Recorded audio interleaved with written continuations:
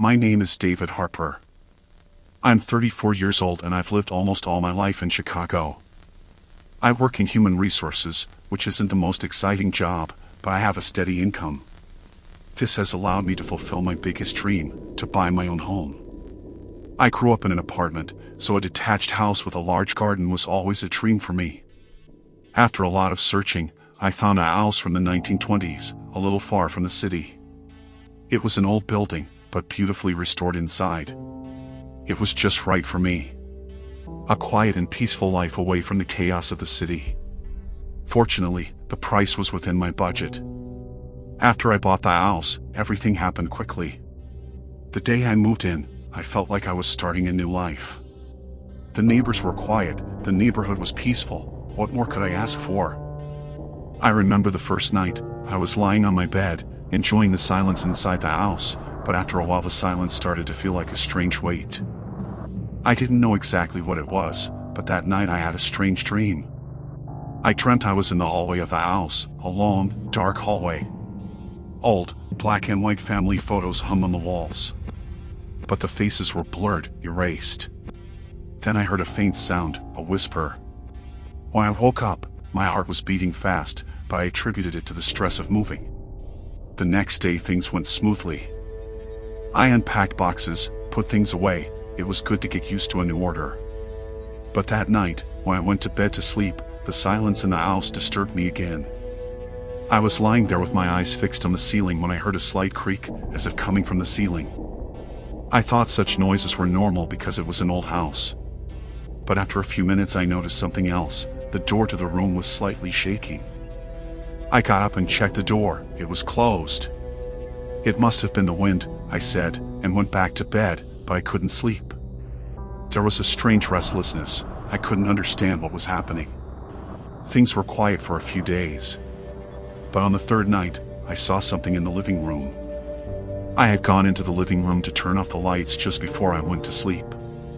As I walked to the large mirror in the corner of the room, I saw movement on the mirror surface. I looked back, but there was nothing. I guess my eyes were wrong, I said, turned off the lights and went upstairs. But after that night, things started to get stranger and stranger. One night I was awakened by a faint humming coming from the basement. At first I thought it was the wind, but the sound was regular, as if a person was mumbling. I took my flashlight and went downstairs. When I opened the basement door, the sound stopped. I went inside and took a few steps, but the darkness was so thick that I couldn't go any further. I hurried upstairs and locked the door. The next day I decided to talk to one of my neighbors. A little hesitantly, I asked him if he knew anything about the history of the house. He looked at me, but didn't answer. He just nodded and said, "I hope you can stay here for a long time." This sentence made me uncomfortable. I called the realtor to ask who had sold the house. At first he didn't say much, but when I insisted, he said, "David, the history of this house is not very bright. A woman lived here with her husband and 2 children. In 1947, she had a mental breakdown and killed her family. Then she hanged herself," he said. That night the sounds from the basement became more distinct. I gathered my courage and went downstairs again. In the basement, I noticed an old door hidden in the wall. When I opened the door, I found a narrow corridor and an old chest standing in the corner. When I opened the lid of the chest, I found yellowed photographs and a child's toy covered in blood stains. When I picked up the toy, I heard a deep breathing sound coming from behind me. I froze. When I turned around, I saw a human-sized silhouette in the darkness. It had no face, but its presence was so intense that I had trouble breathing. I dropped my flashlight and forced myself upstairs. I slept in my car that night and left the house the next day. That house is still for sale. But one day someone will knock on that door. I hope the guest he will meet is not as merciless as the one I saw. My name is Sarah. I'm 29 years old. All my life I've been running away from something, a boring job, endless city traffic, an unhappy relationship. But last year I decided to leave it all behind and reset my life. In a small, quiet town, I finally bought a house of my own. It was exactly how I imagined it, an old building with a big backyard, large windows and, of course, lots of peace. When I first saw the house, something stirred inside me. It was ideal to start living on my own. But there was something I didn't realize that day. More than peace, this house had a dark past. The first day I moved in, everything was fine. As I was unpacking, I noticed that the basement door was a bit old and hard to open. I got curious and tried to open it, but the hinges were stuck. "I'll leave it for later," I said. I wasn't planning to use the basement anyway, so I didn't mind. The first few nights were quiet. But on the third night something strange happened. It was past midnight and I was reading a book. In a moment of deep concentration, I heard a slight tapping sound coming from the floor. At first I ignored it, thinking it was normal in old houses, but after a few minutes the sound started again. This time the tapping continued in a regular rhythm, as if someone was tapping the wood with their fingers. I realized it was coming from the basement, so I got up and turned on the light, but everything seemed normal. I approached the basement door and put my ear to it and there was nothing.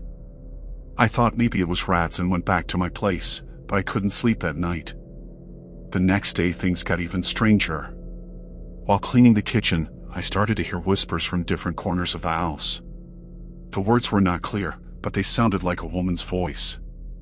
I chalked it up to fatigue and the stress of moving and didn't dwell on it. But at midnight the same whispers started again, more distinctly. This time I felt a cold draft of air coming from under the basement door. The next morning, I visited an elderly neighbor in the neighborhood. I wanted to know something about the house. Her expression disturbed me. The woman was silent for a while and then spoke gravely. "A family used to live in this house. The Smiths. Everyone thought they were strange, but no one knew the truth. They had a little girl, Emily. The poor child was never around. Rumor had it they kept her locked in the basement. One day, without explanation, they moved out. But no one saw Emily leave." At that moment, I shuddered. I didn't want to go home, but I had no other choice. At night, when I went to bed, I left all the lamps on, but I still couldn't sleep. Around 3 o'clock, I was startled by a loud noise coming from the basement door. It was as if something was pushing against the door. I couldn't get up, my heart was racing. I finally worked up the courage to go downstairs. I approached the door, but found it locked. I was about to turn back when a thin, childish voice came from behind the door. "Mom, get me out of here." I froze. I was sure I hadn't imagined the sound. It was the sound of a child banging on the door with his hands. A cold sweat broke out. I could hardly breathe, but strangely, I felt the urge to open the door. I managed to open the door and came face to face with the dark depths of the basement. I took my steps carefully. Scanning around with my flashlight, I saw an old baby bed in the corner.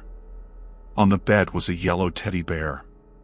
As I approached it, I realized that something had been carved on the toy, "Find me." At that moment the door closed violently behind me.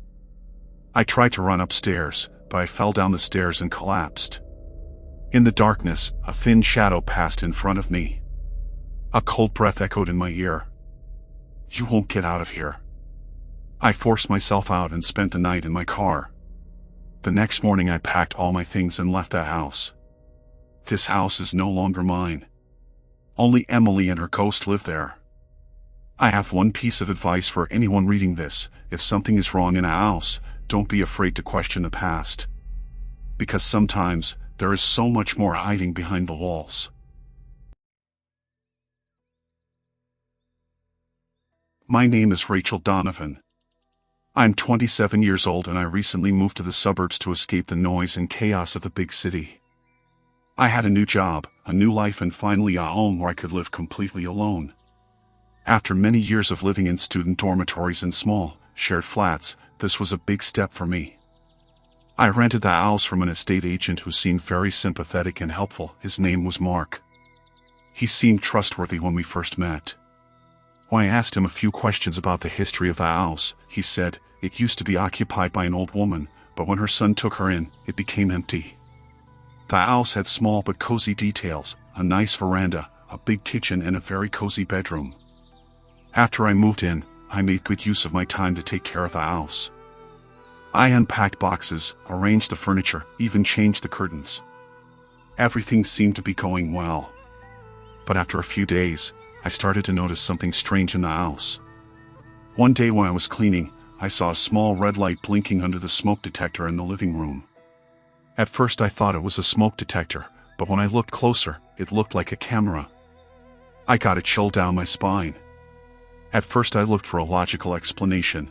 Maybe the previous tenant or the landlord had installed it for security, I thought. But I was still disturbed. This discomfort soon turned into paranoia. I started carefully checking different corners of the house. I found another one in the kitchen. In the bedroom, another camera behind a small frame mounted on the wall.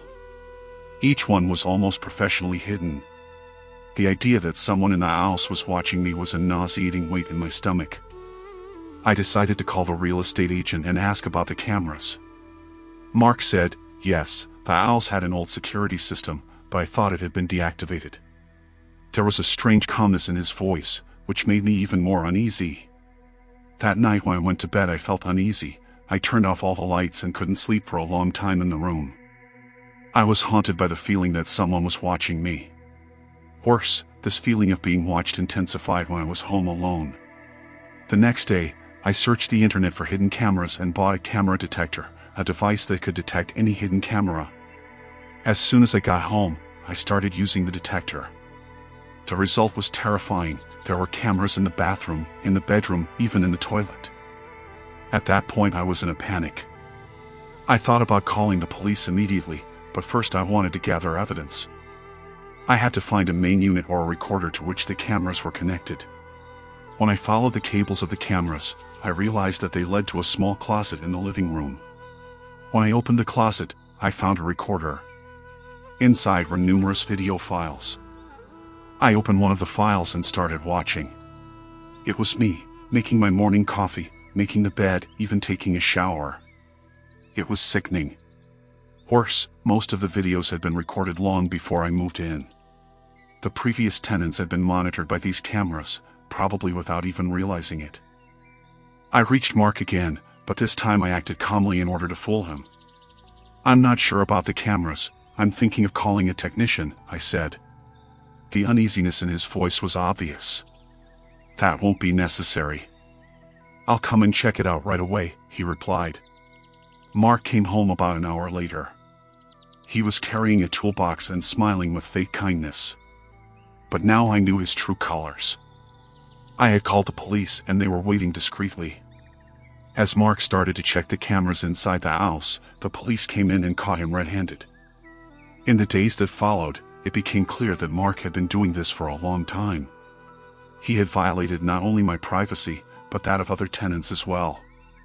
All the records found in the house were taken as evidence. This shook me to my core. I still don't feel safe, but I've learned, don't trust anyone completely, especially in a private space like your home. Because sometimes, even the place you feel safest can be full of eyes watching you.